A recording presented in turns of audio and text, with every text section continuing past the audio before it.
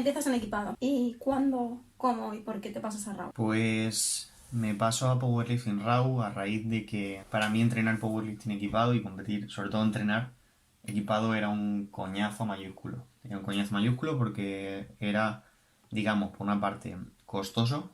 Puedo poner un ejemplo, la trusa de sentadilla, la de peso muerto, porque son distintas. La camisa de press banca rondaba cada uno de esos objetos unos 100, 110, 120 euros en función de si era de mayor o menor calidad o daba mayor o menor soporte. Y luego aparte de eso estaban las vendas que costaban otros 30, 40 euros. Pero incluso más que ese motivo económico, que era importante porque al final te podías montar en unos 300, 400 euros de gasto, lo que más me resultaba determinante para dejar resultó más determinante para dejar el powerlifting equipado fueron dos motivos adicionales. Por una parte, que yo sentía, sobre todo a partir de esas dos competiciones de 2009, Campeonato de España de abril, campeonato amistoso con Gran Bretaña, sí, con Inglaterra, o sea, con Gran Bretaña en septiembre, Campeonato de España del año que viene, en 2010, el año siguiente, en 2010, también fue equipado, y yo después de ese campeonato, en el que aproximadamente, igual me equivoco un poco en sentadilla, especialmente que no me acuerdo, creo que hice 210 o 215 en sentadilla, en press banca sobre los 115 o 110, y en peso muerto sí que me acuerdo que fueron 235 o 230 o 232 y medio. La cuestión es que después de ese campeonato, lo que pensé fue, buah, vale, en sentadilla y press banca he mejorado, pero ¿hasta qué punto soy yo fuerte y hasta qué punto o en qué medida me está el material, la ropa, ayudando, levantando por mí? Eso sumado a que decía, hostia, es que para entrenar me tiro 3 horas o 4 horas y encima tengo que llamar a uno de mis mejores amigos, a Valentín, del que he hablado antes, para que me eche una mano en press banca para ponerme la camisa y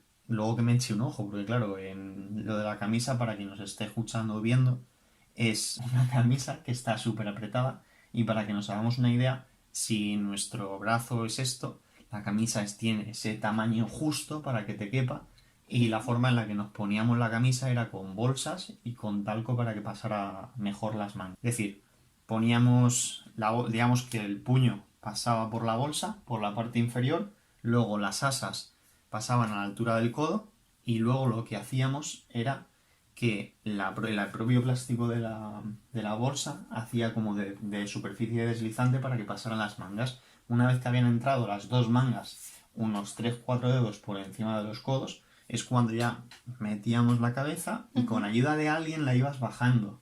Pero claro, la camisa se te podía quedar muy arriba o podía quedar muy abajo la manga, o sea, tenía que quedar justamente la manga a cierta altura. Y eso fue lo que más, digo, o sea, lo que más me ayudó, digamos, lo que me empujó, ¿no?, a pasarme al RAW. Y luego, como es obvio que se venían realizando campeonatos de España o nacionales de powerlifting que no eran equipados y por otra parte RAW. Es decir, desde que surge el powerlifting aquí en España y se hace el primer campeonato que se considera de España en el año 79, se ha ido permitiendo el uso de material soportivo que, como es obvio, ha ido evolucionando. Al principio las trusas, las camisas, las vendas no eran las mismas que las que hay hoy en día, pero a partir de 2010 o 2011, no recuerdo exactamente la fecha, se realiza el primer campeonato de España de Powerlifting RAW y ese fue, creo que fue en 2011, porque en 2010 me suena que se hizo en Madrid a finales de año, en Siderópolis, que era un gimnasio de Madrid. Se hizo un Open que era nacional, pero no llegaba a ser campeonato de España. Y en ese campeonato de España de Powerlifting RAW de 2011 solamente se permitía cinturón, rodilleras y muñequeras. Y para mí las sensaciones en esa competición en comparación con las otras fueron muy distintas. O sea, notaba muchísimo más trabajo muscular, que no es que no existiera el trabajo muscular con la camisa, Pero con la las trusa, con las sensaciones vendas, eran distintas. pero la sensación era de, hostia, ahora estoy tirando de mi motor propio. Antes también, pero antes las sensaciones eran mucho más difusas, porque por ejemplo, en press banca la sensación cuando utilizas camisa es de que si puedes levantar de 1 RM aproximadamente ese día 100 kilos, con la camisa te estás poniendo 110 o 120 en las manos. O sea, la sensación no es muy agradable. Y cuando estás empujando o cuando realizas una serie en ejercicio, por ejemplo, el press banca, no notas o no percibes, digamos, tanto trabajo muscular como si hubieras realizado ese ejercicio sin ese material, por lo que las sensaciones son un poco más difusas. Y sobre todo eso, que a nivel de seguridad, claro, necesitas a alguien que te eche un vistazo. En press banca especialmente y en sentadilla también. Por sentadilla entre la trusa y las vendas. Así que digamos que todos esos factores unidos fueron los que me llevaron hacia el RAW. Y que, como es obvio, ahora mismo no dispongo de los números exactos, ni en España ni fuera de España, pero vemos una competición de powerlifting aquí en España y mayor parte de levantadores, por decir una cifra igual, 95%, igual me quedo corto, compiten en powerlifting raw. Por los mismos factores que he mencionado yo, es más barato, más cómodo entrenar. O sea, la verdad que es respeto totalmente a quien sigue, a los levantadores españoles que siguen en powerlifting equipado. Me parece que es, aunque desde fuera parezca el mismo deporte, es como un deporte distinto. Es como si existiera la halterofilia, el strongman, el powerlifting raw y el powerlifting equipado y el powerlifting raw.